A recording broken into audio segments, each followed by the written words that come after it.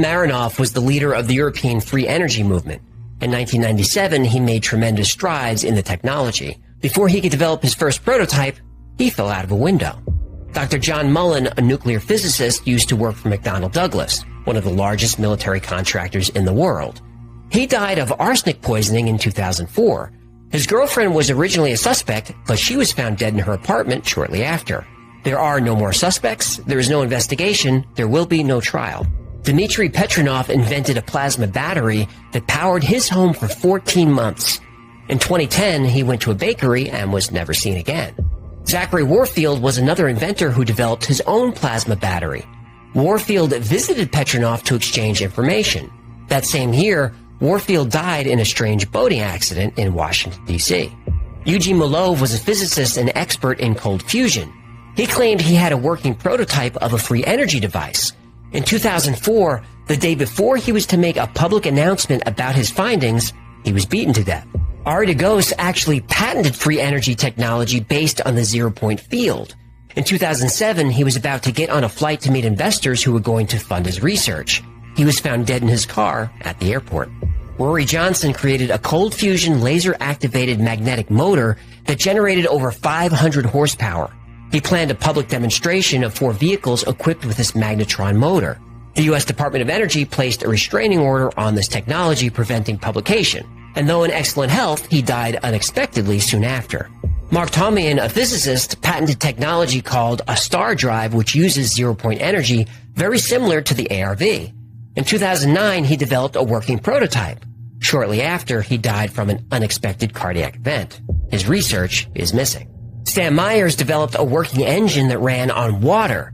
In 1997, he died from what was officially reported as a cerebral hemorrhage. This happened while having lunch with 2 potential investors. His last words were, "I was poisoned." And remember I said that most of this episode comes from a documentary created by James Allen?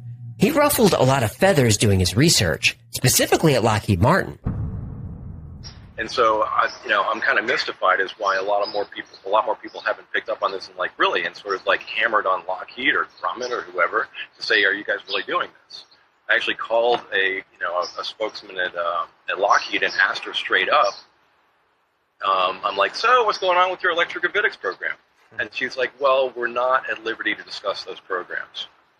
And I'm like, really, why not? And she's like, well, it might threaten our competitive advantage. And I really wish I'd gotten that on film or tape. Because my next documentary, Tom, are you listening?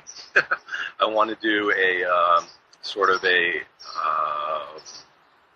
investigative documentary on specifically on anti-gravity in the aerospace industry. Oh, I can't wait to see that new documentary. This kid is a hero. Was a hero. Oh, you gotta be kidding me. While still editing the film, before it was even released, James Allen was diagnosed with an aggressive form of cancer. He was dead in 3 months. I'm so angry right now. That interview clip I showed was from 6 weeks before his cancer diagnosis. Did he look sick to you? No, he did not. Autopsy results revealed an unbelievably aggressive tumor that usually occurs in patients with cancer for years, not weeks. And his blood contained 12 heavy metals and radioisotopes at toxic levels. Manganese, beryllium, thorium, and uranium were found in his blood. James Allen never got to see his documentary released. And his next film, which would expose anti-gravity technology being pursued by military contractors, now, that would never happen. This is a bunch of these government companies doing the when are we going to stand up and something about these Yeah, I know. Even Mark McCandlish was afraid. You've actually heard a couple different stories about people being shut down when they're trying to implement this. Or killed. Yeah. I mean, there's many times I lay awake at night with my 9mm under my pillow, loaded, and I wonder why they haven't killed me. And I honestly did. Well, at least he made it, right? Tell me he made it. Did he make it? Well, oh no. This past April, Mark was found dead in his apartment. Let me guess. He took his own life. Yep.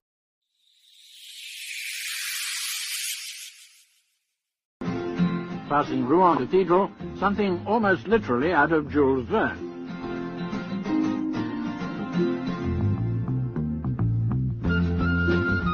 This car can cruise at speeds of up to 70-odd miles an hour.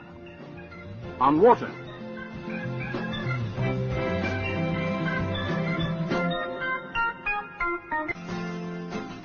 The energy factor, of course, is hydrogen, which, as any schoolboy knows, is contained in water in the ratio of 2 parts to 1 of oxygen. A formula described by Jules Verne more than 100 years ago. So what have we been waiting for?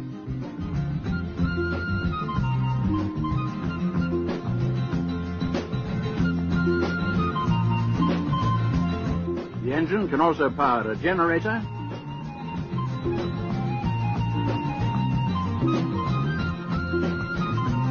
to provide light and heat.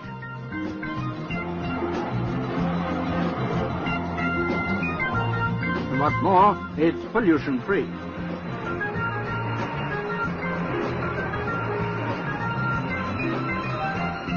The car's already run for well over 1,000 miles, and the promoters say the scheme is practical and a commercial proposition. Fuel on tap, in fact. An ordinary day in an ordinary supermarket. So we just pour the water at top here into this tank, and it doesn't need a lot of water. In fact, water is a perfect carrier of hydrogen, as it is primarily H2O. Okay. So all that we do is, once it's inside the tank, it flows into our proprietary electrolysis cell that sits at the base of the stove here. I'm going to come across on this side. Okay. And actually what I'll do is I'll show you how fast it electrolyzes. This is fascinating, how quickly it creates the gas. So take a look at this. As soon as I open it, you'll see the hydrogen gas coming out. Okay. So that's the gas there.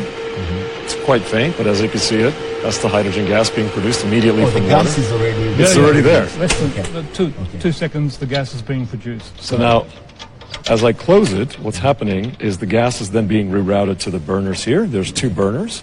So once I turn it off, turn it on again, there are 2 burners. I'll go ahead and... actually see bubbles of water from That's it. That's the gas with the bubbles. And then I'm just going to go ahead and ignite this flame.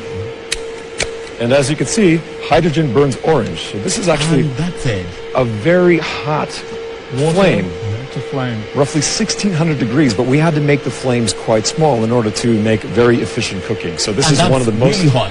I could really actually hot. feel the heat. Yeah, already, or even sitting there, right?